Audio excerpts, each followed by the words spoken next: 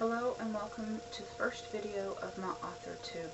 I'm F.A. Huffman and I'm a fantasy novelist. You can find my debut novel, Loved by Death, on Amazon. This is my first video for my channel other than the book trailer I have for Loved by Death. I wanted to take the time to introduce myself and let you know what you can expect from me, although that is subject to change. I'm 26. I published Loved by Death at the end of August of this year. I started working on the book back in high school. Yes, it took me 10 plus years to write the book. I didn't write the entire time though, so it didn't actually take me 10 years. A friend of mine in high school one day just told me I needed to write a book. And so we started planning out Loved by Death together and the subsequent Wolfsbane Chronicles that it turned into. With her help, I started writing Loved by Death in high school. I quickly figured out through all, and I've always been a big reader, I quickly figured out with reading and my own writing that those little nitpicky rules English teachers wanted you to follow when you're writing and everything, that you had to have perfect or they'd mark you off, like starting a sentence with for, nor, and, but, or, yet, and so on. You couldn't do, but when you're writing a novel, you can break a lot of those rules. Professional authors did it all the time. So I would, as crazy as it is, that was the main reason why I really liked writing at that time, is because while I liked English classes, mainly the reading part of it, I hated when we had a writing assignment because of all those rules, and I didn't always get them right. And it's not as big of a deal as long as your sentences make sense and they flow right. It doesn't matter if you start a sentence with a conjunction, whatever it's called. But anyways, let's jump ahead a few years. Graduated high school. Hadn't finished Loved by Death, even though I wrote on it during study hall when I was supposed to be doing homework or whatever for another class. It's not that I ever forgot about Loved by Death. It was always in the back of my mind. It just wasn't important, I guess. At that point, it didn't play as much of a role in my life then as it did later. And at that time in high school and after graduating, and even when I went on to college, I wasn't thinking of myself. I wasn't ever like, I'm going to be a writer. It was just something I did from time to time, just to waste some time, you know. But I went to college, graduated with a bachelor's degree in theater, and then I had to get a job. Fun. I quickly started trying to figure out how I could work from home. There are personal reasons behind that, which aren't all that important. But in a way it kind of helped me get to where I am now. Anywho, I did some soul searching. I tried to find things I like to do, tried to figure out the stuff that I really enjoy doing. I mean, I knew I went to college for theater, and I enjoy theater. I still love theater. I like being on stage, behind the scenes. I took a playwriting course. That should have triggered something. And I enjoyed every aspect of theater, but it wasn't something that I could easily do, especially for money, not where I live.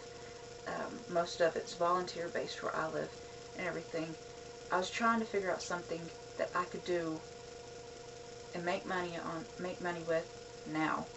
Although money wasn't ever a big deciding factor in it, because, I mean, it's not easy to make money as a writer, especially when you're starting out.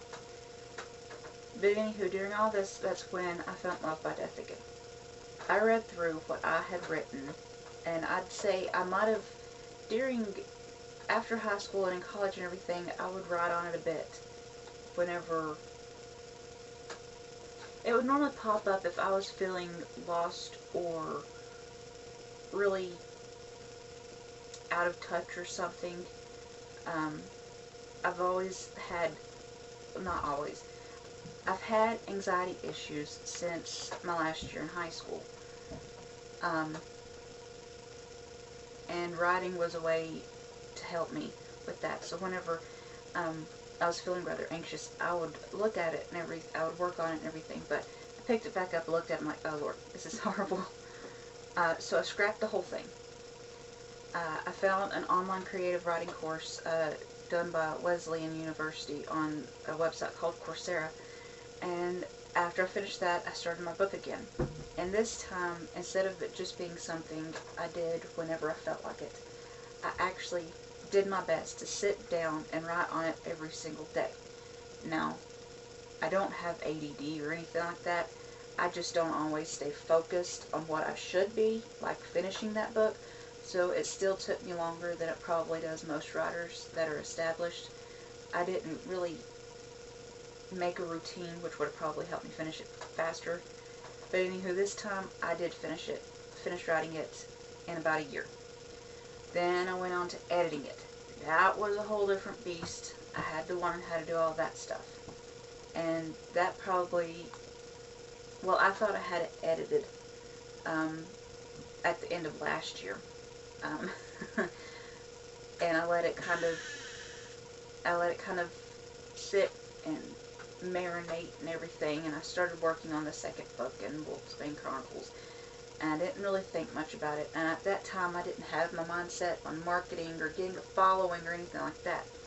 And then I really got, at the beginning of 2018, that was something, that year changed, and undoubtedly it was my time to finally key into being a writer and author. Something clicked, and that was just where I was. That was what I was going to do, period. No ifs, ands, or buts about it. But I brought Love by Death up again, and I was doing research online, figuring out the best practices to be able to get your book as perfect as it can be. It never will be. Not in the writer's opinion and everything. And I learned about beta readers and all different types of things. Front matter, back matter, getting it formatted and everything. So I got beta readers. After I got notes back from them, I went through and edited it again. I had to change some names because I had too many A names and it was getting confusing. And I also had a name, one of my characters' names is Brian. But I had my mom read through my book, and as she pointed out, and all of the beta readers did, is Brian and Brain are very close in spelling. You just flip the A and the I. And I would flip back and forth between the two, and when reading over it, I never caught it. So I just changed his name completely to something that you can't screw up. Although in Changing Tides, I am confusing him with another character, so yippee. So by August, after my last editing was done, all the beta readers, I'm like, okay, I think it's ready. As ready as I'll ever feel it to be. I could read through it a million different times and I'm still going to find things to change. That's just the way of an author. So, while it would have been smarter for me to look at marketing stuff while I was also looking at editing things, I didn't. It's a learning process. And I'm still learning. And hopefully while I'm learning, I can help you learn. But yeah, it would have been easier if I had become established in the writing world, doing guest posts for blogs, which I've still not done, because I don't know why. I could have gotten a blog up and posted on it regularly and gotten a bunch of followers and done Facebook, social media, blah, blah, blah. But I didn't. I did have a blog. I still have a blog. I didn't post on it regularly, though. I've got a tiny following on that. I say tiny because I may be at 50 followers on my blog. I've got well over 200 on Facebook, but before I published it, I had a blog, had a Facebook, had an Instagram, had a Twitter. I wasn't that great at updating them regularly, and I'm still working on doing that, because I have another job I have to do, which is writing, that I actually get paid for to be able to live, and scheduling is where I fail a lot at. I was never really raised with a rigid schedule. You just fly by the seat of your pants and do whatever that hits you, and I'm trying to break that. And I'm working on making a schedule, so, and I'm sure the more I do, the more success I will see. But that's why I'm here doing YouTube videos, to expand my following and everything like that. If you've not guessed, I'm still very new to this whole thing, but I feel that helps me. That'll help me help other people too. If I'm able to inspire a young girl or woman to be like, well, if she can do it, I can do it, then I've succeeded. And it won't even matter if I ever sell a copy of my book. I mean, that would be great. Let's be honest. Everybody wants to sell books. Everybody wants to have a big publisher. But my videos will be a journey of everything, and hopefully will help other people. I've done my own research on learning and everything of the self-publishing, marketing, writing, all that stuff on my own, of which I'm sure a lot of other authors do too. Almost every day I get frustrated with the process. You know, sometimes I feel stuck, but there's nothing else I'd rather be doing, and that's why I stick with it. And I think that's key for success in anything. I like writing. That's why I do it. Alright, so what you can expect with my videos. I do have a blog, like I said earlier. My blog and videos may not always match up. I might blog about something I don't do a video on, and vice versa. Probably won't be doing all that many days in the life of top videos, like a lot of, I know, other authors do. Later on that might change. I'm just going to focus on videos on teaching people tricks I've learned on writing, and probably some videos on self-publishing. I'm not really sure yet. It's mainly right now going to be tricks for writing that I've learned.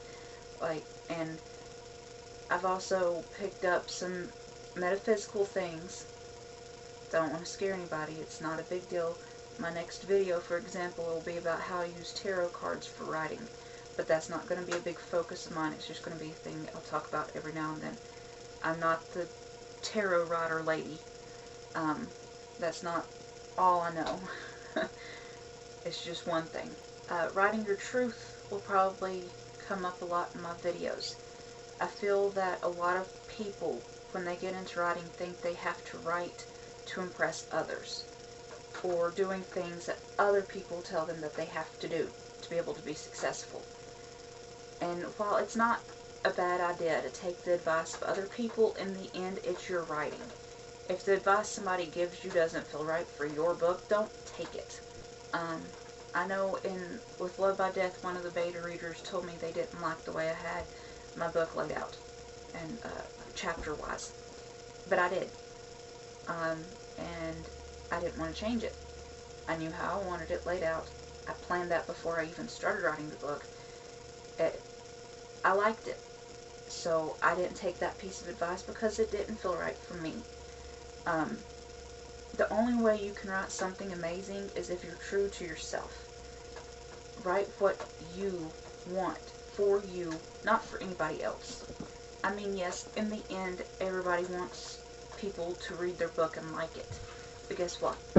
If you stick to your truth, to what you like and what you love, and put your heart and soul in it, and you're not trying to impress your parents or your friends or somebody else with language that you wouldn't necessarily use or something, and you're trying to be somebody else, if you're you and you're writing, other people's going to like it.